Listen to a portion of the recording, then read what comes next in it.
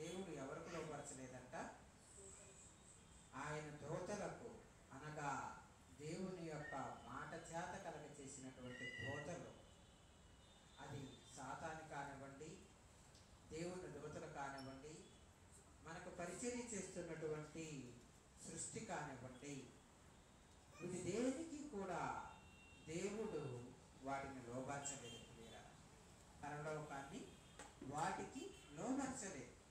అంటే అప్పటి వరకు అనుకున్నవి పరలోకం మీద పెత్తనము లేకపోతే అధికారము మాకే అని దేవుని చేత కలగ చేయబడినటువంటి దూతలు ఆలోచన కలిగి ఉన్నాయి.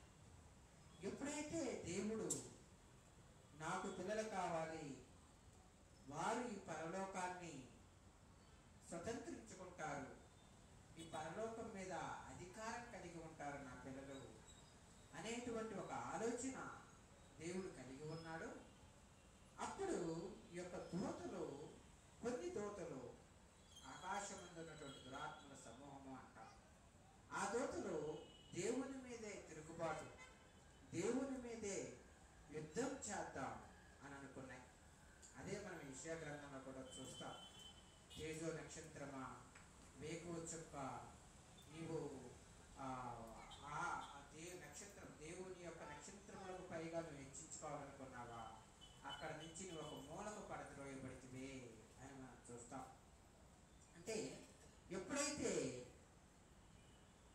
స్వార్థ బుద్ధి కలిగి ఆ యొక్క దూతలు దేవుని మీద యుద్ధం ప్రకటించాయో, దేవుడు వెంటనే మిఖాయిల్ అనేటువంటి ఒక దూతని పంపించి వాటిని ఓడించడం జరిగింది. అది కూడా మనము ప్రకటన గ్రంథంలో మనం చూస్తాం. ప్రకటన గ్రంథం 12వ అధ్యాయం 7వ వచనంలో మనం చూద్దాం. ప్రకటన గ్రంథం 12వ అధ్యాయం 7వ వచనంలో మనం చూస్తాం. అంతటా పరలోకమందు యుద్ధము జరిగెను, మిఖాయేలును అతని దూతలను ఆ ఘటసర్పముతో యుద్ధము చేయవలెనని ఉండగా, ఆ ఘటసర్పమును దాని దూతలను యుద్ధము చేసిరి గాని గెలవలేకపోయిరి, కనుక పరలోకమందు వారికి ఇక స్థలము లేకపోయినా. కాబట్టి పిల్లరా, ఇక్కడ మనం చూసినట్లయితే పరలోకమందు యుద్ధం జరిగింది. అది మిఖాయేలును అతని దూతలతో ఆ ఘటసర్పముతో యుద్ధం చేయవలెనని ఉండగా, కాబట్టి ఈ దూతలతోటి మిఖాయేలు అనేటువంటి దేవుని యొక్క దూత దేవుని పక్షముగా యుద్ధము చేసి ఈ యొక్క అపవాదిని ఓడించడం జరిగింది, అపవాది మీద విజయం పొందడం జరిగింది. కనుక దేవుడు నరకాన్ని, ఒక పెద్ద బిలాన్ని తయారు చేసి దేవుడు దానిని స్టీఫెన్ లేఖన మీరు కూర్చోండి ఒక అరగంట పావుగంట, ఓకేనా, కూర్చోండి. కాబట్టి ఈ యొక్క దేవుడు ఏం చేశాడు అంటే వాటిని ఒక నరకంలోనికి వేసేసాడు. దేవుడు దానిని ఒక నరకంలోనికి క్రియేట్ చేసి దానిలో బంధించి వేశాడు. కొంతకాలము అది అక్కడ బంధించబడి ఉన్నది. ఎప్పుడైతే దేవుడు ఈ సృష్టినంతటిని చేసి ఈ సృష్టిలో మానవుని తయారు చేశాడో, కొద్ది కాలము ఈ భూమి మీదకి విడువబడి ఉన్నది. అందుకని ఇంకొక దగ్గర కూడా మనం చూస్తాం. ఏంటి అంటే, సాతాను కొంతకాలమేనని ఎరిగి అందరినీ మోసపుచ్చటం స్టార్ట్ చేసి, తనకి ఇవ్వబడినటువంటి కాలము కొంతకాలమే.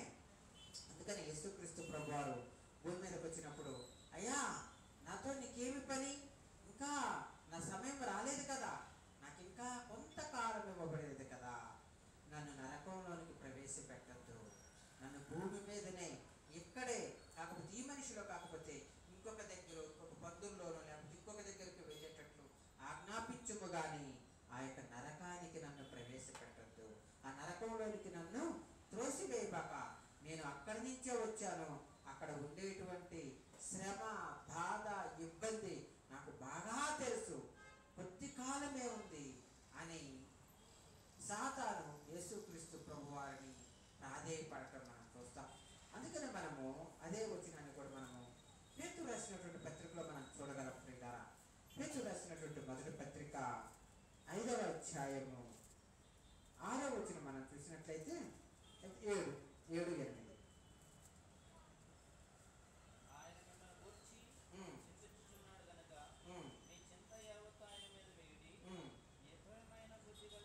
నిబ్బరమైన బుద్ధి గలవారే మెలకువగా ఉండుడి. పిల్లరా, మనకి దేవుడు చెబుతున్నాడు ఏంటంట, నిబ్బరమైనటువంటి బుద్ధి గలవారే మెలకువగా ఉండుడి. మీ విరోధి అయిన అపవాది గర్జించు సింహము వలె ఎవరిని మృంగుదునా అని వెతుకుతూ తిరుగుచున్నాడు. కాబట్టి మనకి విరోధి అయిపోయింది ప్రియుల ఈ యొక్క సాతాను. ఈ సాతాను ఎవరికి విరోధి అయిపోయింది? మనందరికీ. ఎందుకంటే మనము దేవుని యొక్క పిల్లలము, దేవుడు ఉండేటువంటి లోకానికి వెళ్ళాలి అని ఆలోచన కలిగినటువంటి వారము, నిరీక్షణ కలిగినటువంటి వారము ప్రియుల. కాబట్టి మనము దేవుని పిల్లలమైనటువంటి మన మీద సాతాను ఏం చేసింది? ఒక విరోధి, శత్రువులాగా మనల్ని చూస్తుంది. కాబట్టి శత్రువు ఎప్పుడైనా కానీ ఏం చేస్తాడు? ఆపోజిట్ ఉన్నటువంటి వ్యక్తిని ఏ విధంగానైనా ఓడించాలి అని ఆలోచన చేస్తాడు. ఎన్నో పన్నాగాలు పలుకుతాడు, ఎన్నో కుట్రలు చేస్తూ ఉంటాడు. కాబట్టి ఎదురుగా ఉన్నటువంటి వ్యక్తి దానికంటే ఎక్కువగా జ్ఞానము కలిగి యుక్తి కలిగినప్పుడే మనము ఆ శత్రువు మీద విజయం పొందగలం. కాబట్టి ఇందులో ఎవరు తెలివి కలిగినటువంటి వారో వాళ్ళే విజయాన్ని పొందగలరు. కాబట్టి సాతాను ఏం చేస్తుంది అంటే, ఇదిగో మనందరికీ విరోధిగా తయారైంది, మనల్ని మృంగుదము, ఎప్పుడు మృంగుదమా అని గర్జించి సింహము వలె ఎప్పుడెప్పుడా ఎక్కడ దొరుకుతుందా అని ఏం చేస్తుంది సాతాను? మన చుట్టూనే, మన దగ్గరే ఉంటూ అనేకమైనటువంటి ఆలోచనలు పుట్టిస్తుంది ప్రియుల. అందుకని దాని యొక్క తంత్రములు, దాని యొక్క కుతంత్రములు మనం ఎరుగని వారము కాదు అంటాడు పౌలు గారు. ఏమంటాడు? సాతాను యొక్క తంత్రములు మనం ఎరుగనటువంటి వారము కాదు. అది అనేకమైనటువంటి తంత్రాలు వేస్తూ ఉంటుంది, అనేకమైనటువంటి కుట్రలు పొందుతూ ఉంటుంది. మనుషులమైనటువంటి మనల్ని అనేక విధాలుగా మనల్ని త్రోవ తప్పించాలి అని చూస్తుంది, మన యొక్క కాలుని చిక్కును పెట్టాలి అని చూస్తుంది ప్రియుల. అందుకనే దేవుడు అంటాడు, నీ యొక్క కాలు చిక్కుబడకుండానట్లు నేను చేస్తానంటాడు. ఏదైతే సాతాను మనల్ని అనేక విధాలుగా ఆలోచన చేసి, లేకపోతే అనేక విధాలుగా మనల్ని చిక్కు పెట్టాలని, మనల్ని పడద్రోయాలని, మనలో ఉంటున్నటువంటి బలహీనతల మీద అది దెబ్బ కొడుతుంటే దేవుడు అంటాడు, నీవెక్కడ బలహీనుడివే అక్కడే నేను నిన్ను బలపరుస్తానంటాడు. కాబట్టి ఇవన్నీ ఎప్పుడు మనకు తెలుస్తాయి అంటే, ఎప్పుడైతే ఇవన్నీ కూడా దేవుడు మనకి దేవుని వాక్యములో జతపరచబడ్డాయి ప్రియుల. అనగా ఈ యొక్క బైబిల్లో 66 పుస్తకాలుగా ప్రతిదీ కూడా దేవుడు ఇక్కడ రాయించాడు. ఆ యొక్క సాతాను అనేకమైనటువంటి కుతంత్రాలు పడుతుంటే దానికి ఆపోజిట్గా తన యొక్క పిల్లలు దీని మీద విజయం పొందడానికి దేవుడు అనేకమైనటువంటి ఆలోచనలను మనలో పుట్టిస్తాడు, అనేకమైనటువంటి జ్ఞానాన్ని మనలో పుట్టిస్తాడు. ఏ విధముగా ఆ యొక్క శోధన నుంచి తప్పించుకోవాలో దేవుడు మనకి జ్ఞానాన్ని ఇస్తాడు. ప్రతి పరీక్షలో కూడా, ప్రతి శోధనలో కూడా తప్పించుకునేటువంటి మార్గాన్ని దేవుడు మనకి దయచేస్తాడు. అయితే మనకు ఒకటి ఉండాలి, తప్పించుకోవాలి అనేటువంటి ఆలోచన మనకు ఉండాలి. లేకపోతే మనం వెళ్ళి ఇరుక్కుంటాం ప్రియుల, అప్పుడు దేవుడు కూడా బాధపడతాడు. అయ్యో, నేను పుస్తకాన్ని బైబిల్ నుంచాను, దైవజనుల నుంచాను, అనేక మాటలను చెప్పించాను, కానీ వీళ్ళు దాంట్లోనే మగ్గిపోతున్నారు, ఆ యొక్క పాపంలోనే మగ్గిపోతున్నారు, సాతాను యొక్క తంత్రములలో పడిపోయారు అని దేవుడు మనల్ని గురించి చింతిస్తాడు, మనల్ని గురించి బాధపడతాడు. అందుకని దైవజనులని మనం చూస్తాం, ఆయన మిమ్మల్ని గురించి చింతించుతున్నాడు. దేవుడు ఎవరి గురించి చింతిస్తున్నాడంట? మనందరి గురించి చింతిస్తున్నాడు. ఎందుకు అంటే ఇక్కడ చూస్తే కనుక మీ చిత్త యావత్తు ఆయన మీద వేయండి. ఎందుకు అంటే ఇదిగో సాతాను గర్జించి సింహము వలె ఎవరిని మృంగుదుమా అని వెతుకుచున్నాడు. కాబట్టి మనల్ని దొరికితే మింగేద్దామనుకుంటుంది. మనం ఏం చేయాలి? ఈ లోకంలో దొరకకుండా మనము తిరగాలి. మన చుట్టూనే ఉంటుంది, మన ప్రక్కనే ఉంటుంది, మనకేదో ఒక మంచి ఆలోచన చెబుతున్నట్లుగానే ఉంటుంది. సాతాను వేసేటువంటి ప్రణాళికలు, ఆయన ఇచ్చేటువంటి ఆలోచన, కానీ చివరికి తుదక అది ఎక్కడికి తీసుకుని వెళుతుంది? మరణమునకు తీసుకొని వెళుతుంది, మరణానికి తీసుకొని వెళుతుంది. కాబట్టి మనం ఈ లోకంలో తిరుగుతున్నప్పుడు, ఈ లోకంలో మనం జీవిస్తున్నప్పుడు మనము దానికి దొరకకుండా మనము వెళ్తా ఉండాలి. ఇది ఒక ఆత్మీయ పోరాటం, ఇది ఒక సంఘర్షణ. మనం ఆత్మీయ జీవితంలో మనం వెళ్తా ఉన్నాం కాబట్టి ఇది ఒక సంఘర్షణ అన్నమాట. ఆత్మకి శరీరానికి ఎప్పుడు జరిగేటువంటి పోరాటం. ఆత్మేమో దేవుడు, ప్రార్థన, వాక్యము, సహవాసము, రొట్టె విరచడము అని మనకి బోధిస్తూ ఉంటుంది. శరీరమేమో ఏం వెళ్దాములే, ఏముందిలే, కొద్దిగా నీరసించిపోయాము, కాసేపు పడుకున్నాము, కాసేపు రెస్ట్ తీసుకున్నాము, లేకపోతే అలా చేస్తే బాగుంటుంది, ఇలా చేస్తే బాగుంటుంది అనేటువంటి ఆలోచన సాతాను శరీరానికి పుట్టిస్తే మనము దానిని వేలితే, అంటే శరీరం మన మీద వేలేటట్టు చేస్తే అప్పుడు మనం ఏమైపోతాం? అదే రోమిలకు రాసిన పత్రికలో ఉంటుంది. ఏమని అంటే అప్పుడు మనం శరీరానుసారులమవుతాం.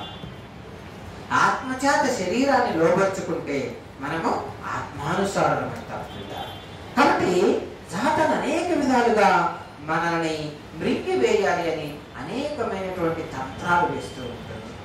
ఏ విధంగా అది మనకి సహాయం చేస్తున్నట్లుగా ఉంటుంది అంటే మనం ఒకసారి చూద్దాము. ఒక 2-3 ఎగ్జాంపుల్స్ మనం చూసుకున్నప్పుడు కదా, ఆది కాండము మొట్టమొదటిగా అవ్వని మరి ఏదైతే దేవుడు ఒక ప్రణాళికను కలిగి ఉన్నాడో ఆ ప్రణాళికని ఎలా భంగం చేసిందో అనేటువంటిది మనం చూస్తే మనకు అర్థమవుతుంది ప్రియులారా. ఆది కాండము 3వ అధ్యాయము 1వ వచనం నుంచి మనం చూసినట్లయితే, దేవుడైన యెహోవా చేసిన సమస్త జంతువులలో సర్పము యుక్తి గలదై ఉండును, అది ఆ స్త్రీతో ఇది నిజమా, ఈ తోట చెట్లలో దేని ఫలమునైనను మీరు తినకూడదని దేవుడు చెప్పినా అని అడిగిన పిల్లలు. ఇక్కడ చూసినట్లయితే సాతాను అనగా ఒక సర్పము యుక్తి గలదై ఉన్నది. సాతాను యొక్క సర్పాన్ని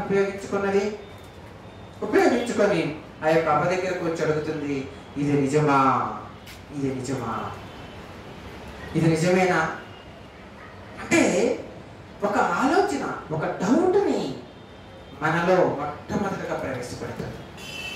ఒక వ్యక్తి మీద కూడా నింద వేయడానికి ఏంటి సాతాను ఒక డౌట్ని క్రియేట్ చేస్తుంది ముందు.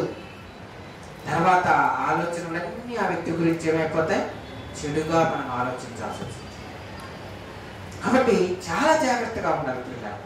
ఏది వినాలో, ఏది హృదయంలో పెట్టుకోవాలో, ఏది విసర్జించాలో, ఏది వినకూడదో, ఏది చెప్పకూడదో, ఇవన్నీ కూడా మనము చాలా జాగ్రత్త కలిగి ఉండాలి. కాబట్టి అంటే ఇది నిజమా, ఈ తోట చెట్టులో దేని ఫలమునైనను మీరు తినకూడదని దేవుడు చెప్పినా అని అడిగింది. అందుకు స్త్రీ, ఈ తోట చెట్ల ఫలములను మేము తినవచ్చును, అయితే తోట మధ్య ఉన్న చెట్టు ఫలములను గురించి దేవుడు మీరు చావకుండానట్లు వాటిని తినకూడదనియో వాటిని ముట్టకూడదనియో చెప్పినని సర్పముతో అనెను. నిజంగా పిల్లరా, ఆలోచించినట్లయితే అప్పటి వరకు ఆ యొక్క సాతానికి ఆ యొక్క అవ్వకి సంబంధమే లేదు, తెలియదు ఒకరికొకరు. కానీ ఎంత చక్కగా ముచ్చటిస్తున్నారు చూడండి. ఒక డౌట్ రైజ్ చేయకుండానే ఎంత చక్కగా వాళ్ళిద్దరూ చక్కగా ఫ్రెండ్స్ అయిపోయారు. ఉన్న సీక్రెట్స్ అన్నీ అమ్మమ్మ గారు ఆయనకి చెబుతారు. అట్లేం లేదు, అన్నీ తినొచ్చు, ఒక్కటే ఈ చెట్టు మధ్యలో ఒక్కటే తినకూడదు. ఎందుకు తినకూడదు అన్నాడంటే దానికి కూడా రీజన్ ఉంది. అది తినదిన మేము నిశ్చయంగా చచ్చిపోతామన్నాడు. అప్పుడు సాతాను ఏమంటుంది? అయ్యయ్యో ఎంత అవివేకురాలి, ఎంత అజ్ఞానివి, అవి తినదిన చచ్చిపోతారా? లేదు, దేవుడు మీకు అబద్ధం చెప్పాడు, అవి తింటే మీ మనోనేత్రాలు వెలిగించబడతాయి. అంటే దేవుడు ఒక మాట చెబితే సాతాను ఏం చేస్తుంది? అదే మాటను పట్టుకొని ఇంకొక రూపంలో చెబుతుంది పిల్లలు. అంటే ఈ మాటను మనము వైలెంట్ చేయాలి, ఈ మాటను మనము ధిక్కరించాలి, ఈ ఆజ్ఞను మనము ఓవర్కమ్ చేయాలి. ఆ విధంగా సాతాను ప్రతిదీ కూడా వేరొక అర్థాన్ని తీసి మనల్ని దేవుడిచ్చినటువంటి ఆజ్ఞని పాటించకుండా చేసేటట్టు చేస్తుంది. మనకేదో మేలు చేస్తుంది. మరి చక్కగా మాట్లాడుతుందంటే అబ్బా ఆ యొక్క సర్పంతో, ఆ యొక్క అపవాదితోటి ఎలా అయిపోయింది? ఫ్రెండ్ అయిపోయింది. ఏదో నాకు ఏదో మంచి చెబుతుంది అన్నటువంటి ఆలోచనలోకి వెళ్ళిపోయింది అవ్వ. అందుకని చక్కగా అన్నీ విడమర్చి చెప్పేస్తుంది. ఏంటి అసలు ఇంటి గుట్టు బయటికి తెలియనివ్వకూడదంటారు, కానీ మనం అందరికీ తెలియజేసి టామ్ టామ్ టామ్ టామ్ చేసుకుంటాం. తర్వాత మళ్ళీ మనమే బాధపడతాం, మనమే ఇబ్బంది పడతాం. ఆ ఎన్నోళ్ళు ఏమన్నా నార్మల్గా నీ గురించి ప్రార్థన చేస్తే మంచిదే, సంతోషం. వాళ్ళు ఇంకొక రకంగా ఆలోచించి ఇంకా దాన్ని ఏదేదో చేసి, అవునా? ఆలోచన మనకు తెలియాలి, ఎవరితో చెప్పుకోవాలి, లేకపోతే ఏంటి అనేటువంటిది మనకు తెలియాలి. కాబట్టి ఇక్కడ సాతానుతోటి అప్పటిదాకా ఏమీ లేదు. ఇదిగో అంటుంది, ఆ సర్పం అంటుంది, మీరు చాపనే చాపరు. 4వ వచనం, ఏలయనగా మీరు వాటిని తిరుగుదలమన మీ కన్నులు తెరవబడదనియో, మీ మంచి చెడ్డలను ఎరిగిన వారై దేవతల వలె ఉందురనియో దేవునికి తెలియనని స్త్రీతో చెప్పగా, అది ఆ విధంగా సాతాను అవ్వను మోసం చేస్తుంది. మీరు చావనే చావరమ్మా, కావాలంటే ఒక్కసారి తిరిగి చూడు. మీరు చస్తే అప్పుడు చస్తే అడగడానికి ఏముంది? అవునా? చస్తే అడగడానికి ఏమని చెప్పండి. మొన్ననే వస్తే ఆలోచిస్తున్నాను, మీ అందరికీ తెలుసు అనుకుంటారు, మన తెలుగు సినిమా నటుడు బైబిల్ ఏదో ఇస్తే చదివాడు. మరి అసలు ఇది నిజమేనా? ఏదో సంఘర్షణలో ఉన్నాడు. ఇది నిజమేనా? అసలు పరలోకంలో ఉన్నాయా? చస్తే తెలుసుకుంటాం, చస్తే తెలిసింది కదా అని ఏం చేసుకున్నాడు? సూసైడ్ చేసుకున్నాడు. ఏం పేరు అతని పేరు? నితిన్ రెడ్డి మరి ఏదో మొత్తానికి ఏమవుతుంది ఎవరు. అయితే అతను సూసైడ్ చేసుకున్నాడు పిల్ల. తర్వాత ఇన్వెస్టిగేషన్ తేలిందనమాట. నిజంగా కేవలం చచ్చిపోతే పోయా, ఆత్మహత్య చేసుకుని నరకానికి వెళ్ళిపోయా, కనపడ్డది నరకం. ఇప్పుడు ఏం చేస్తాడు? ధనవంతులాగా మొత్తుకోవడం. ఎవరితో ప్రయోజనం? ఏం ప్రయోజనం? అదే ఇక్కడే ఉంటే అదేదో దేవుడిని అడిగితే, కాబట్టి దైవజనులను అడిగితే ఒక మార్గాన్ని చూపించేవాడు కదా. భూమి మీద ఉన్నప్పుడే నీవు ఆ లోకాన్ని చూడగలిగే అంత ఆ జ్ఞానము, ఆత్మీయ జ్ఞానము, ఆ మనోనేత్రాలు వెలిగింపబడింది కదా. తనంతటి తానుగా తెలుసుకోవాలనుకున్నాడు. చచ్చిపోయిన తర్వాత ఏం జరిగిందో ఇదిగో బైబిల్లో నిత్య పరలోకము నరకము ఉందంటున్నాడు కదా. కాబట్టి నేను ఇప్పుడు చచ్చిపోతాను, తెలుసుకుంటాను. ఏం ప్రయోజనం? రెండవ జననం లేదే, అయిపోయి నిత్య నరకానికి వెళ్ళిపోయి సాధించింది అని చెప్పను. కాబట్టి ఇక్కడ కూడా నువ్వు చావనే చావు. ఒక నిజంగానే చేస్తే ఆత్మ చచ్చిపోయాలనుకో, తిన్న తర్వాత ఏముంది? దేవునికి దూరం, శాపాన్ని కూడా తెచ్చుకోవడం. ఏమన్నా ప్రయోజనం ఉందా? ఏం ప్రయోజనం లేదు. కానీ అప్పటి వరకు చక్కగా సాతాను ఏం చేసింది? అది చూడు ఎంత బాగుందో, చూపులకు రమ్యంగా ఉంది, తెలివిని కూడా ఇచ్చేటువంటి వివేకం కలిగినదిగా ఉంది, ఎంతో రుచి కలిగినదిగా ఉంది. అన్నీ పుట్టేసి ఒక ఆలోచన మైండ్లో పెట్టంగానే ఎలా వచ్చేసి ఆలోచనలన్నీ పాపం చేయడానికి అనుకూలంగా మారిపోయాయి. కింద ఎలా ఉందంట? మంచి ఆలోచన మనం చూస్తే, స్త్రీ ఆ వృక్షము ఆహారములకు మంచిది, ఎన్ని చెట్లు ఎన్ని చక్కగా చేస్తే అప్పుడే ఆ ఆలోచన పుట్టంలోనే ఏమైంది? ఆహారానికి కూడా మంచిదిగా ఉందంట. అంటే మంచి టేస్టీగా ఉంది, మంచి ఆరోగ్యం ఇచ్చేదిగా ఉంది. ఆహారానికి మంచిది, కన్నులకు అందమైనదిగా కనపడుతుంది. వివేకమనిచ్చు రమ్యమనైనట్టుగా చూసినప్పుడు అది వివేకాన్ని కూడా ఇస్తుందంట. అలా అయిపోయింది. అలా ఆమె హిప్నటైజ్లోకి వెళ్ళిపోయింది. సాతాను యొక్క అబద్ధ హస్తాలు, సాతాను యొక్క తంత్రంలో మోసపోయింది అమ్మ. ఆ విధంగా సాతాను ఏం చేసిందంటే, దేవుడిచ్చినటువంటి ఒక ఆజ్ఞకి వ్యతిరేకమైనటువంటి ఇంకొక అర్థాన్ని తీసి దానిని, అనగా అవ్వని ఆ ఆదాముని మోసం చేసేటట్టు చేసి మనకు కూడా మంచి చేస్తున్నట్లుగానే ఉంటుంది, మంచి చేస్తున్నట్లుగానే ఉంటుంది. కానీ అది చివరికి నరకానికి తుదకి అది మరణములకు దారి చేసేటట్టు చేస్తుంది. బెస్ట్ చేయాలి. దేవుని యొక్క కృపలో మనం ఏంటి బెస్ట్, గుడ్డు కంటే బెటర్ బెస్ట్ మనం చేయాలి. కానీ అది చేయనీయదు. అది చేయాలి. యేసుక్రీస్తు ప్రభు వారి దగ్గరకు కూడా వచ్చి ఒక మాట అంటుంది. లూకాసు వార్త 4వ అధ్యాయము మనం చూసినట్లయితే, లూకాసు వార్త 4వ అధ్యాయము 3వ వచనం మనం చూసినట్లయితే, 4వ అధ్యాయం 3వ వచనం, అపవాది నీవు దేవుని కుమారుడు అయితే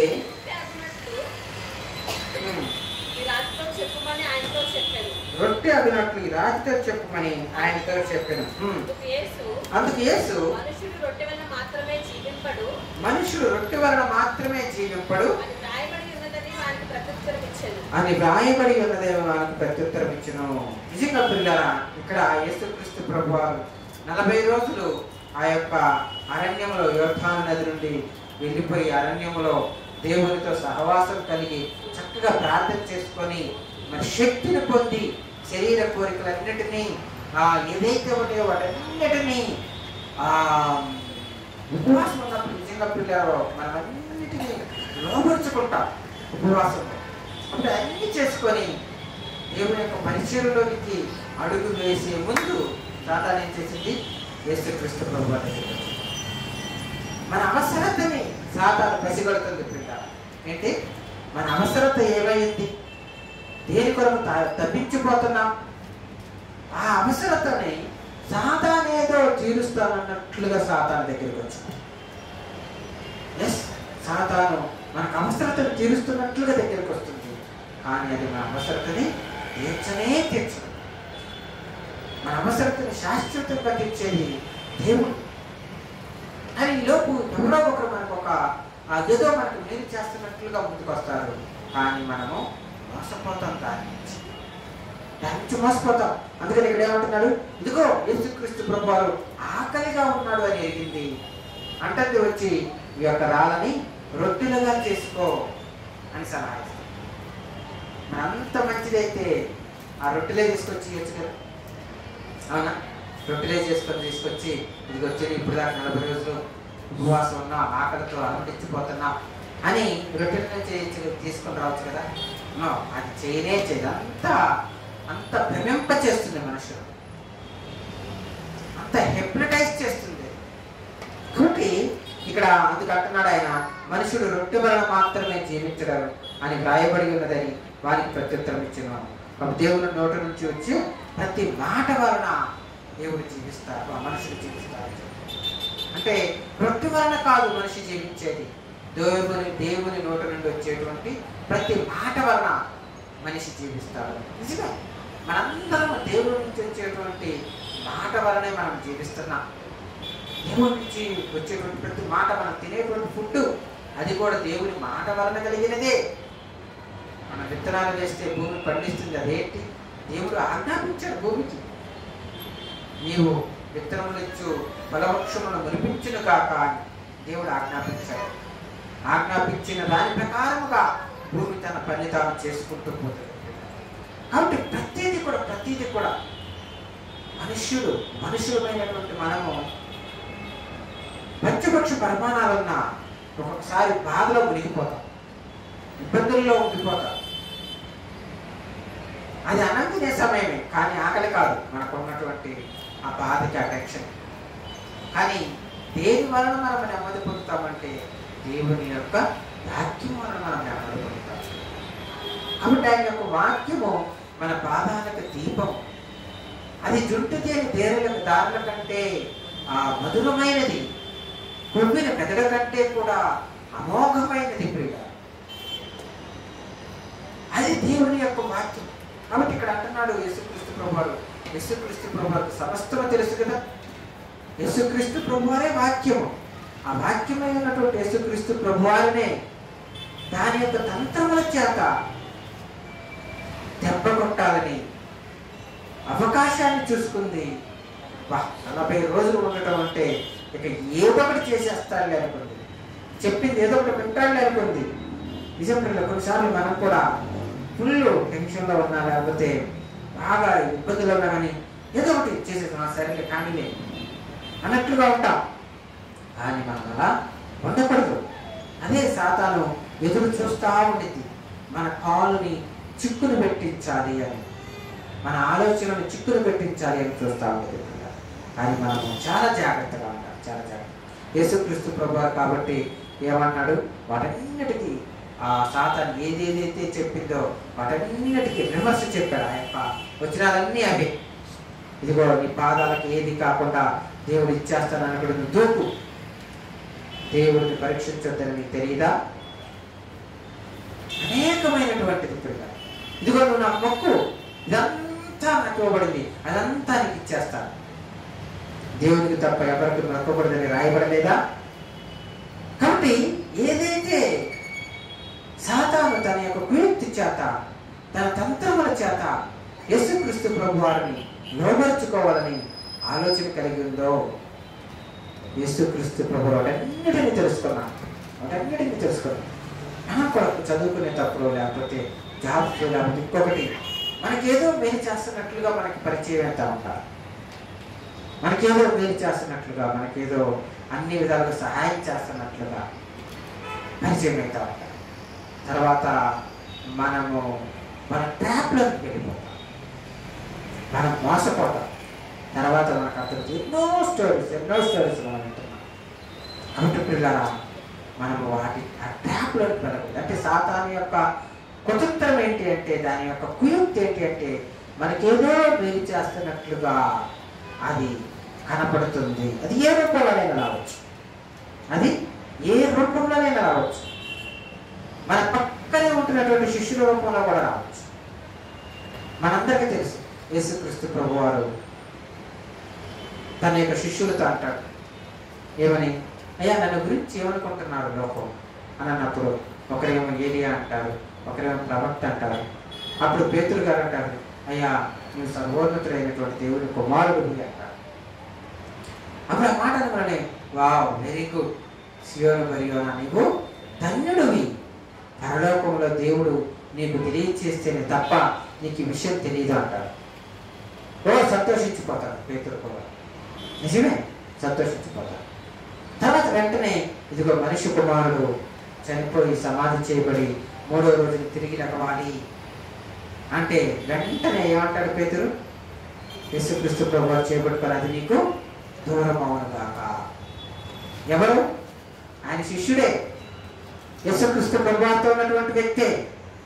యేసుక్రీస్తు ప్రభువు వచ్చిందే దానికోసం, కానీ ఏమంటున్నాడు, అది నీకు దూరం అవును కాక. అంటే పక్కనే ఉన్నటువంటి శిష్యుల్లోనికి సాతాను దూరం, అంటే సాతాను ఆలోచన అది అవుట్ ఆఫ్ లవ్, ఆ ప్రేమతో అయ్యో నా ప్రభు శిలువ మరణం పొందడం ఏంటి అని ఆ ఉద్దేశంతో చెప్పచ్చు, ఏదైనా కారణం. కానీ దేవుని యొక్క సంగతులను నీవు ఆలోచన, అదే అంటాడు అక్కడ యేసుక్రీస్తు ప్రభువు. ఏమంటాడంటే, నీవు దేవుని సంగతులను నీవు ఆలోచించడం, మనుష్య రీతిగా నువ్వు ఆలోచిస్తున్నావు. మరి పాపం ఎలా పోవాలి? నేను చనిపోకపోతే, నేను రక్తం చిందించకపోతే పాపం ఎలా పోవాలి? మనుష్య రీతిగా నువ్వు ఆలోచిస్తున్నావు పేతురు, దేవుని సంగతులను నువ్వు ఆలోచించడం లేదు. సాతానా నీవు వెనకకు పోవు అని అంటాడు. కాబట్టి సాతాను ఎలా వస్తుంది అంటే, ఎలాగైనా రావచ్చు, గంతులేస్తే రావచ్చు, సైలెంట్గా రావచ్చు, మన అవసరతలను బట్టి మనకేదో మేలు చేస్తున్నట్లుగా ఇంకొక రూపంలో రావచ్చు, ఎలాగైనా కానీ సాతాను రావచ్చు. ఇదిగో అపవాది పేతురు ఇస్కరియోతు యూదాకి ఎలా పుట్టించింది?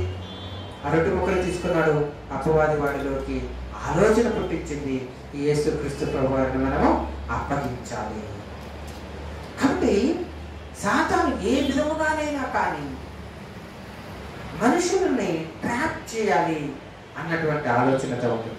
అందుకని మనం ఎప్పుడు, మనం భూమి మీద నివసిస్తున్నాం కాబట్టి మనం ఎప్పుడు కూడా ప్రతి విషయంలో కూడా దేవునికి మనం తెలియచేయాలి. ప్రభువా ఏంటిది, నీ చిత్తమేనా, నీ చిత్తం కాదా? ఇదిగో ఇలాంటి ఆలోచన వచ్చింది, కాబట్టి ఇలాంటి అవకాశం వచ్చింది, నిశ్చితమైతేనే ముందుకు వెళ్ళడానికి సహాయం చేయి, లేకపోతే ఆఫ్ చేయి ప్రభువా. నేను తెలుసుకోలే, ఏదైతే ఆలోచన ఉందో అదంతా చెప్పచ్చు దేవునికి. నేను తెలుసుకోలేకపోతున్నాను, నాకు అర్థం కావడం లేదు, నేను దాని గురించి ప్రార్థన చేస్తున్నాను, మరి నువ్వే దానికి సమాధానం ఇస్తున్నావేమో అనుకుంటున్నాను. బట్ అది నీ దగ్గర నుంచి వచ్చేటువంటి సమాధానం కాకపోతే, అది సాతాను యొక్క ట్రాప్ అయితే దాని నుంచి నన్ను దూరం చేయి అని మనం ప్రార్థన చేయాలి పిల్లలు, అని మనం ప్రార్థన చేయాలి. కాబట్టి ఇట్లా మనం చూస్తే క్రైస్తవ్యంలో కూడా మరి సాతాను అనేక విధాలుగా క్రైస్తవులని మభ్యపెట్టాలి అని చూస్తూ ఉంటుంది పిల్లలు. ఒకసారి మనము యోహాను మొదటి పత్రిక మనం చూసినట్లయితే, యోహాను రాసినటువంటి మొదటి పత్రిక 4వ అధ్యాయము 1వ వచనం పిల్లారా,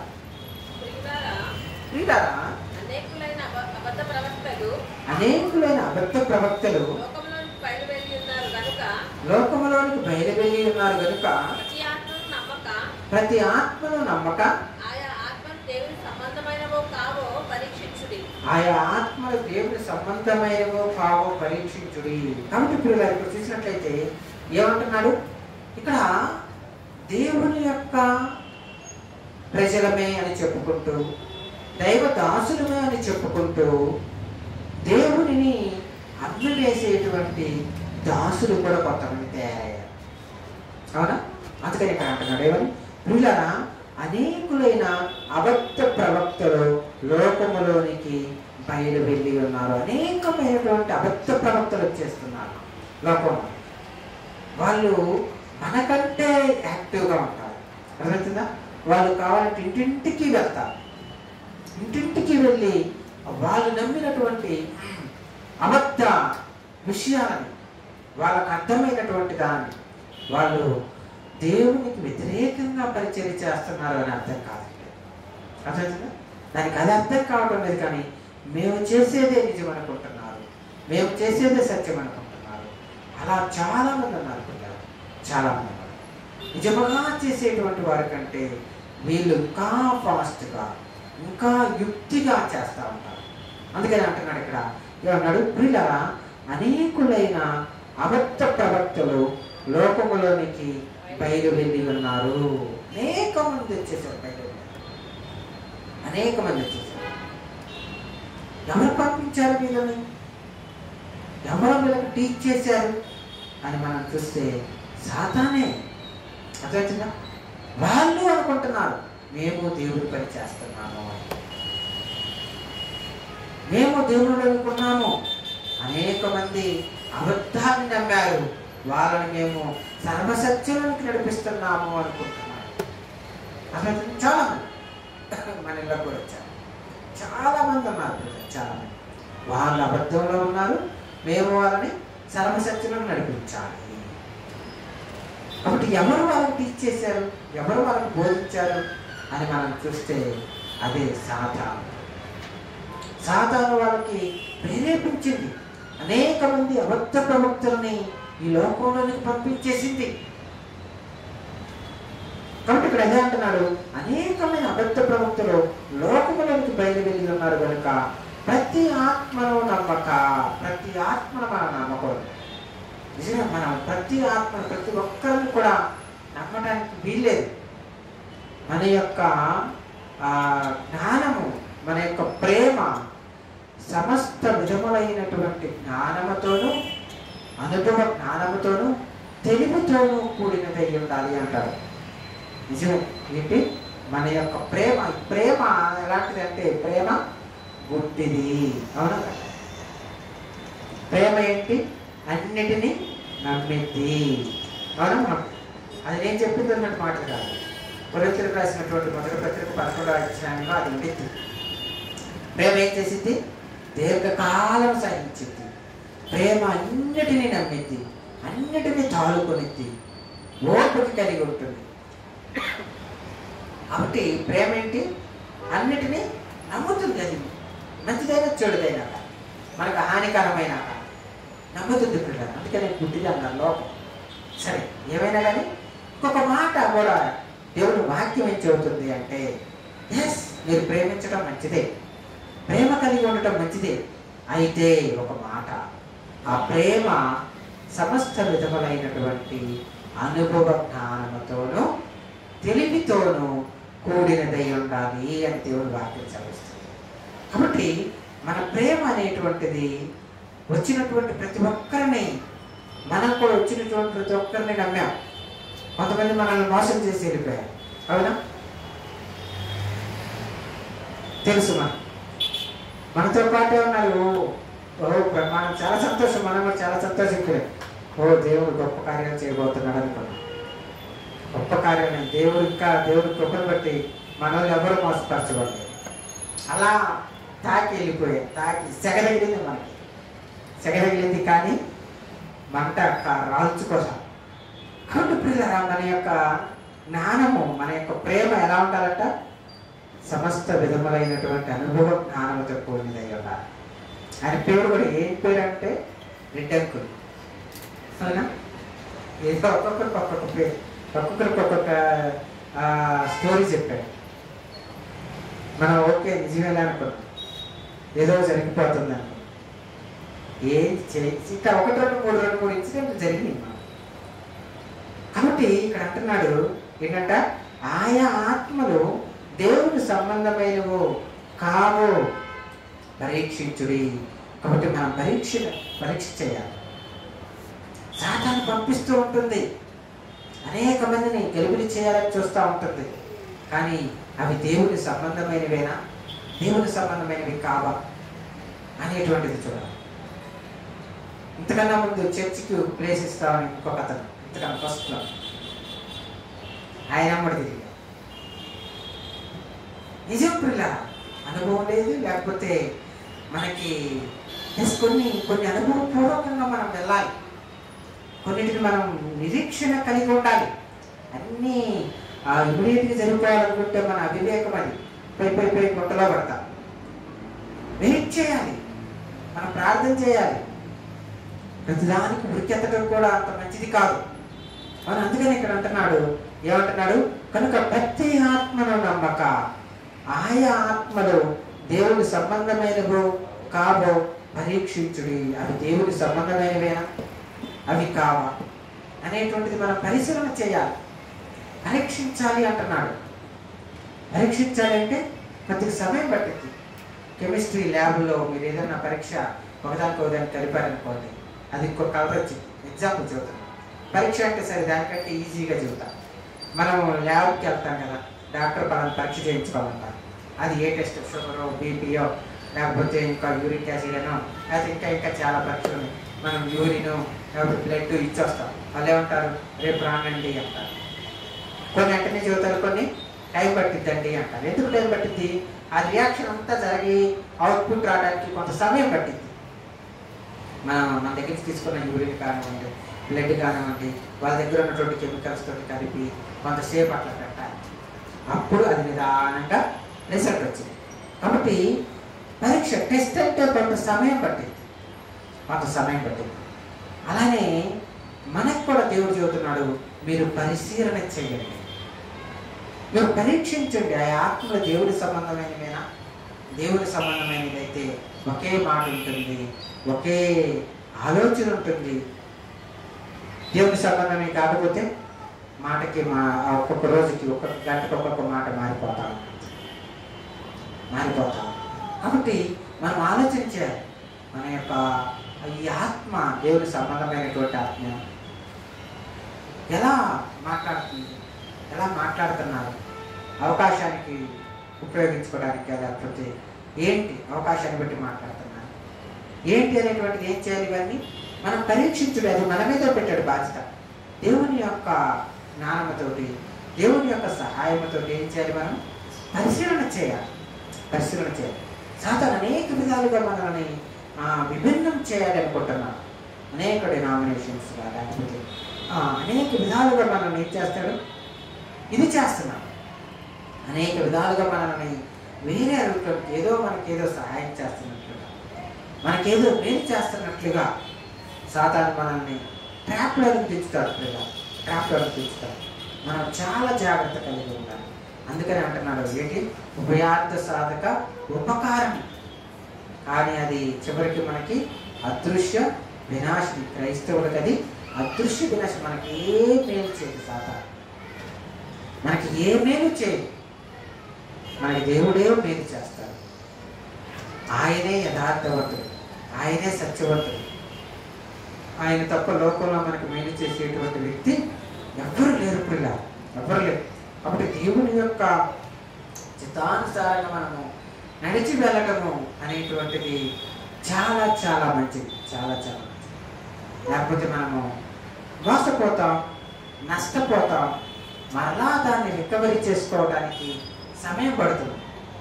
పోయిన డబ్బుల్ని మరలా సంపాదించుకోవడానికి ఎలా సమయం పడుతుందో, మనం పోయినటువంటి మన సాక్ష్యం కానివ్వండి, లేకపోతే మన మీద పడినటువంటి అపనిందన కానివ్వండి, మరలా దాన్ని రికవరీ చేసుకోవడానికి, సాఫ్ సఫాయి చేసుకోవడానికి ఏమైంది, చాలా సమయం పట్టింది, చాలా సమయం.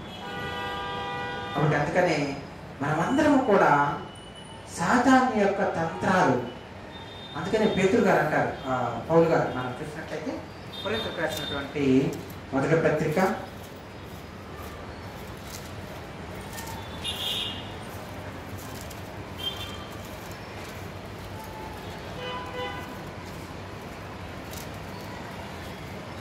1 రాసినటువంటి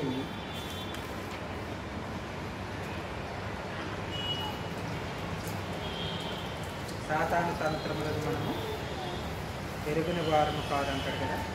2 కొరింథీయులకు రాసినటువంటి 2వ పత్రిక 2వ అధ్యాయము 11వ వచనం కింద, నేనేమైనా క్షమించి ఉంటే సాతాను మనల్ని మోసపరచుకున్నట్లు మీ నిమిత్తము క్రీస్తు సముఖమునందు క్షమించి ఉన్నాను. సాతాను తంత్రములను మనం ఎరుగని వారము కాదు. కాబట్టి సాతాను తంత్రాలు మనము ఎరుగని వారము కాదు అంటున్నాడు. అంటే సాతాను తంత్రాలు ఏంటంట మీకు తెలుసు అంటున్నాడు. మరి నిజంగానే మనకు తెలుసా? కొన్ని తెలుసు, కొన్ని తెలియదు. కాబట్టి తెలియనివి మనము జాగ్రత్తగా సంఘంతో మనం కలిసి ఉండటం వల్ల ఏమైంది, ఒక్కొక్కటి మనము నేర్చుకుంటూ ఉంటాం. బైబిల్ ఎప్పుడు చదవటం ఒక్కొక్కటి మనం నేర్చుకుంటూ ఉంటాం. ప్రార్థన చేయటం వల్ల దేవుడు ఒక్కొక్కటి మనకి తెలియచేస్తూ ఉంటాడు. ఇప్పుడు సాధారణ తంత్రాలను మనము వెనకాలి. లేకపోతే ఎందుకంటే దాని యొక్క పన్నాగం ఏంటి అంటే, హబక్కూకు రాసినటువంటి గ్రంథాలు మనం చూస్తే, హబక్కూకు గ్రంథము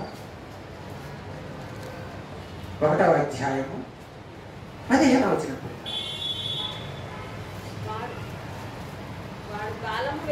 వాడు గాలము వేసి మానవులందరినీ గుచ్చి లాగి ఉన్నాడు. చూసారా ఏం చేస్తాడు? చిక్కించుకుంటాడు. ముందు మనల్ని చిక్కించుకుంటాడు. దేవుడు ఏమంటున్నాడు? నీ కాలు చిక్కుపడకున్నట్లు నేను నీకు సహాయం చేసేది దేవుడు అంటే. సాతాను ఏం చేస్తున్నాడు? సాతాను మనల్ని చిక్కించుకుంటాడు. చిక్కించుకున్న తర్వాత మనం అటు కదలలేము, ఇటు కదలలేము. అలా మనము ఇరుకున పడిపోతాం. అది సాతాను యొక్క కుయుక్తది. వాడు గాలము వేసి మానవులందరినీ గుచ్చి లాగి ఉన్నాడు. అప్పుడప్పుడు మనం చేపలు పట్టేటప్పుడు చూస్తే ఎరేస్తారు చేపకి. మనం ఒక పిన్నిస్కి ఎర గుచ్చి ఆ చేపకి బాయిలోనో చెరువులోనో వేస్తే అదేదో మింగిస్కి ఎర్రే కదా దాన్ని, ఆ ఎర్రని తినడానికి అన్నట్టుగా అది అట్టపట్టుకోములోనే ఏమైతుంది, పిన్నిసి గుచ్చుకుంది. అంటే ఏదో మేలు చేస్తుంది. ఎవరో వచ్చారు, నాకు ఏదో ఆహారం పెట్టారు అన్నట్టుగా అది ఏం చేస్తుంది, దానికి ఆహారం అన్నట్లుగా అలా నోట్లో చిక్కించుకోవాలనుకుంటుంది. ఏమైతే గుచ్చుకుంటుంది. అది ఆహారం కాదు, అది వల, ఎర. కానీ గుచ్చుకోకముందు దాకా అది మనకి ఎలా ఉంది, మేలుగా ఉంది, చూడటానికి రమ్యంగా ఉంది, చూడటానికి తింటే కడుపు నిండేటట్టుగా ఉంది. వెంటనే అలా అనుకోలనే అది కడుపు నిండటం కాదు కదా, మనల్ని కోసుకొని వాడదంటాడు. అది జరిగింది. కాబట్టి ఇక్కడ అదే అంటున్నాడు, వాడు గాలము వేసి మానవులందరినీ గుచ్చి లాగి ఉన్నాడు, గుచ్చి లాగేశాడు.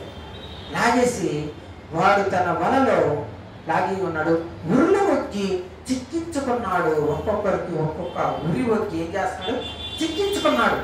వాడు తన వలతో వారిని కూర్చుకొని సంతోషపడి గంతులు వేయించున్నాడు.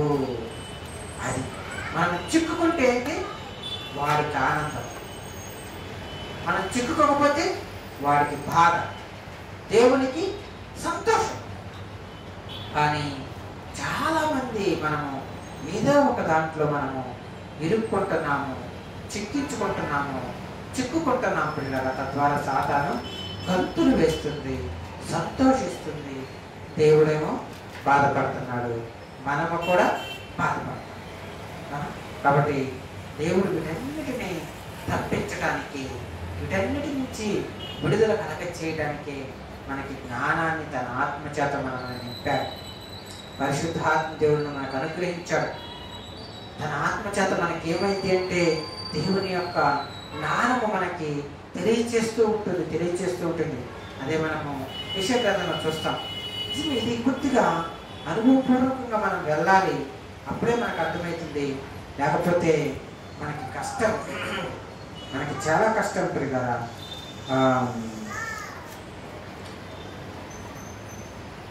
యెషయా గ్రంథము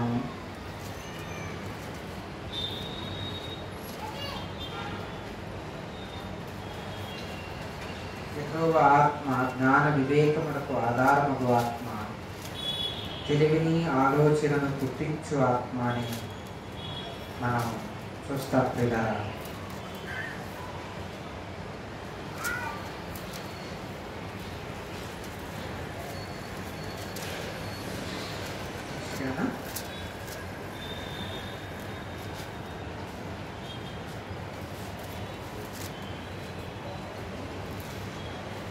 చెబుతున్న నేనేదో 100% ఇది ఎరిగిన వాడిని కాదు.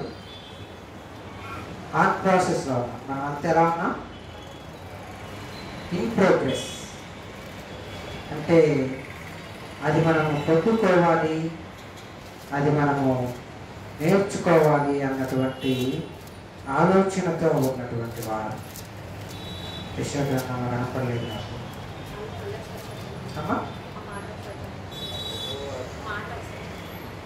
యెహోవా ఆత్మ జ్ఞాన వివేకములకు ఆధారమగు ఆత్మ, తెలివిని ఆలోచనను పుట్టించు ఆత్మ అని మనం చూస్తాం పిల్లరా.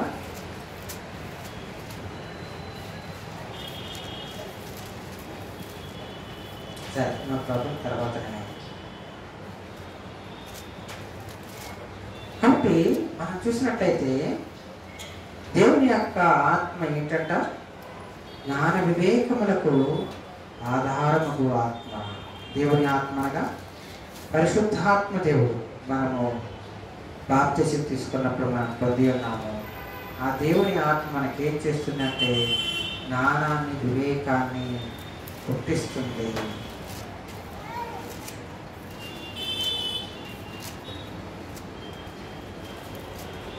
ఎస్, 11వ అధ్యాయము, యెషయా గ్రంథం 11వ అధ్యాయం 2వ వచనం. యెషయా గ్రంథం 11వ అధ్యాయం 2వ వచనం. యెహోవా ఆత్మ జ్ఞాన వివేకములకు ఆధారమగు ఆత్మ, ఆలోచన బలములకు ఆధారమగు ఆత్మ, తెలివిని యెహోవా యెడల భయభక్తులను పుట్టించు ఆత్మ. కాబట్టి పిల్లరా, దేవుని ఆత్మ ఏంటంట, దేవుని ఆత్మ జ్ఞానాన్ని, వివేకాన్ని మనకిస్తుంది. దానికి ఆధారం మనం. దేవుని ఆత్మ జ్ఞాన వివేకములకు ఆధారమగు ఆత్మ, ఆలోచనలు బలమునకు ఆధారమగు ఆత్మ, తెలివిని యెహోవా యెడల భయభక్తులను పుట్టించు ఆత్మ. ఈ ఆత్మ మన మీద ఉంటుంది, మనలో ఉంటుంది. దేవుని ఆత్మను పొందుకున్నాము అని మనము సంతోషించటం కాదు, దేవుని ఆత్మ చేసేటువంటి క్రియలు మనలో మన ద్వారా క్రియ జరగాలి. ఏంటి? దేవుని ఆత్మ నా దగ్గర 100 రూపాయలు ఉన్నాయి, ప్రయోజనం లోపలే ఉంచుకుంటే దాని ద్వారా ఏదో ఒక పని జరగాలి. దాని ద్వారా తిని నేను సంతోషించడం, లేకపోతే దాని ద్వారా ఇంకొకటి బిజినెస్ చేసి కొద్దిగా ఎక్కువ సంపాదించడం, ఏదో ఒకటి క్రియ జరగాలి. అది అంతా ఉంచుకుంటే ప్రయోజనం ఏమిటి? ప్రయోజనం అదే యేసుక్రీస్తు ప్రభు ఒక ఉపమానం చెబుతారు కదా, ఒకరికి 5 తలాంతులు ఇచ్చాడు, ఇంకొకరికి 10 ఇచ్చాడు, 7 ఇచ్చాడు, 1 ఇచ్చాడు. ఒకటి ఇచ్చి అంతే పెట్టుకున్నాడు. ఏమన్నాడు? రే చెడ్డదాసుడా, నీవు నిత్య నరకంలోనికి వెళ్ళిపోవాలి. చెడ్డదాసుడా, వాడు అంటాడు మళ్ళీ దానికి తోడు, అయ్యా నీవు విత్తన చోట పోయివాడు అని. అమ్మా విత్తన చోట పోస్తాడంట దేవుడు. అంటే విత్తకుండా పోస్తాడు ఎవరు? పోయి కదా.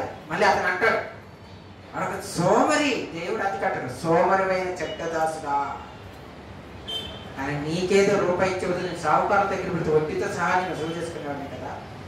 నువ్వు చేయాల్సింది బిజినెస్, పోతే పోయిందని చెప్పి నేను సంతోషించేవాడిని. నష్టం వచ్చింది ప్రభు, నేను ట్రై చేశాను అన్న నేను సంతోషించేవాడిని. నువ్వు సోమరమైనటువంటి చెడ్డదాసు, నేను విత్తన చోట కోస్తాను, నేను విత్తకుండా కోస్తానా? ఎవరైనా విత్తన చోట కోస్తానా? మనమే పోయి నేను అంత పిచ్చోళ్ళా ఎవరన్నా?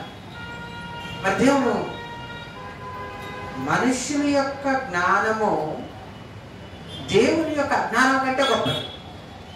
మనుషుని యొక్క బలము దేవుని యొక్క బలహీనత కంటే గొప్పది. మరి మనమే పిచ్చి పనులు చేయమే, మనమే జ్ఞానం కలిగి చేస్తామే. దేవుడి యొక్క బలహీనత లేకపోతే దేవుని యొక్క అజ్ఞానము మనుషుల యొక్క జ్ఞానం కంటే గొప్పది. మరి మనుషుడు దేవుడు విత్తన చోట కోస్తాడా? వాడు నాకు సమర్థించుకుంటున్నాడు. అర్థమవుతుందా? అయ్యా నువ్వు విత్తన చోట కోయేవాడు అని ఇంకొక మాట ఉంటుంది అన్నమాట. కాబట్టి అందుకని అంటున్నాడు సోమరమైన చెడ్డదాసుడా అని అంటున్నాడు. కాబట్టి పిల్లరా, మన దగ్గర ఉంటేది ప్రయోజనం లేదు. మన దగ్గర ఉన్నదాన్ని మనం ఏం చేయాలి? వాడుకోవాలి. పరిశుద్ధాత్మ దేవుడు కూడా దేవుడు మనకి ఇచ్చాడు. పరిశుద్ధాత్మ దేవుడు కూడా మనం ఏం చేయాలి? పరిశుద్ధాత్మ క్రియలు జరగనివ్వాలి మన ద్వారా. ఆయన ఏంటి అంటే ఆయన జ్ఞాన వివేకములకు ఆధారముగా జ్ఞానాన్ని వివేకాన్ని ఏం చేస్తాడు? మనకిస్తాడు. ఆ జ్ఞానాన్ని వివేకాన్ని మనకి ఇస్తున్నప్పుడు మనం వాడుకోవటం నేర్చుకోవాలి. ఆ జ్ఞాన వివేకముల ద్వారా మనం ముందుకు వెళ్ళడం నేర్చుకోవాలి. అంటే చెప్పినంత ఈజీ కాదు, విన్నప్పుడే వెంటనే వచ్చేసేది కాదు. అసలు మనం అనుభవపూర్వకంగా వెళ్తా ఉంటేనే మనకు అర్థమయ్యేది. ఇది స్లోగా అనుభవపూర్వకంగా మనం వెళ్ళాలి. కాబట్టి అసలు ఇంతకీ పరిశుద్ధాత్మ దేవుడు ఏం చేస్తాడు అనేది మనకు తెలియాలి. ఏం చేస్తాడు, ఏమేమి యాక్టివిటీస్ చేస్తాడని తెలియాలి. ఆయన ఏంటంట? జ్ఞాన వివేకములకు ఆధారముగా. కాబట్టి మనలో ఉన్నటువంటి పరిశుద్ధాత్మ దేవుడు జ్ఞాన వివేకాన్ని మనకు పుట్టిస్తాడు. మనకి చూతూనే ఉంటాడు, దిస్ ఈజ్ రాంగ్ రూట్. మనకి GPS పెట్టుకున్నప్పుడు రూట్ వెళ్ళినప్పుడు రాంగ్ రూట్లోకి వెళ్తే wrong route, take left, take U-turn అని అంటవానికి కదా. అలానే పరిశుద్ధాత్మ దేవుడు కూడా మనకి చూతాడు, ఇది రాంగ్ రూట్లో నువ్వు వెళ్తున్నావు, రాంగ్గా నువ్వు ఆలోచిస్తున్నావు అని చూతాడు. వెంటనే మనం ఏం చేయాలి? క్షమించు ప్రభు అని రూట్ మార్చుకొని ఆయన రూట్లో రావాలి. కాబట్టి ఇక్కడ అదే అంటారు, ఆలోచన బలములకు ఆధారం. మనకు ఆలోచన పుట్టిస్తాడు, మనకు బలాన్ని ఇస్తాడు, మనకు శక్తిని ఇస్తాడు. యెహోవా యెడల దేవుని యెడల భయభక్తులను పుట్టిస్తాడు. ఇవన్నీ పరిశుద్ధాత్మ దేవుడు చేసేటువంటి క్రియలు. ఇవి మనకి తెలిస్తే, ఇవి మనకు అర్థమైతే సాతాను చేసేటువంటి ఉభయార్థం, రెండవ అర్థాన్ని తీసి చెప్పాలనుకుంటే అప్పుడు మనం ఏం చేయొచ్చు? త్రిప్పి కొట్టచ్చు. దాని తంత్రాలు, ఓ ఇది సాతాను తంత్రము అని మనకు అర్థమవుతుంది. కాబట్టి మనము దేవుని యొక్క ఆత్మను పొందుకున్నటువంటి మనము ఆ యొక్క పరిశుద్ధాత్మ దేవుడు ఇచ్చేటువంటి జ్ఞానాన్ని, వివేకాన్ని, ఆలోచనని, బలాన్ని, తెలివిని మనం పొందుకోవాలి. ప్రభువా నాకు సహాయం చేయి అయ్యా, పరిశుద్ధాత్మ దేవుడు నాలో ఉన్నావు కదా, జ్ఞాన వివేకములకు ఆధారముగా ఆత్మ అంటున్నావు కదా, కాబట్టి నాకు జ్ఞానాన్ని, వివేకాన్ని నాకు ఇచ్చేయి, నాకు ఇవ్వయ్యా అని మనము ప్రార్థన చేస్తే ఆ సాతాను యొక్క కుతంత్రాల నుంచి మనము బయటపడేటువంటి మార్గాన్ని దేవుడు పరిశుద్ధాత్మ దేవుడి ద్వారా మనము నడిపించబడతాము. అందుకే రోడ్డు రాసిన పత్రికలో ఉంది, దేవుని ఆత్మ చేత ఎంత నడిపించబడుదురో వారు దేవుని కుమారులు అనబడుదురు. కాబట్టి ఇప్పుడు మనం నడిపించబడవలసినది దేవుని ఆత్మ చేత, పరిశుద్ధాత్మ చేత, సాతాను యొక్క ఆత్మ చేత కాదు, అపవాది చేత కాదు. అపవాది చేత మనము నడిపించబడితే ఇదిగో మనం ఈ పాఠము ఆ ఉపయార్థ సాధక ఉపకారిణి అన్నట్లుగా అది చివరికి మన యొక్క క్రైస్తవులకి అదృశ్య వినాశనం, కనపడకుండా వినాశనానికి తీసుకురాగలదు.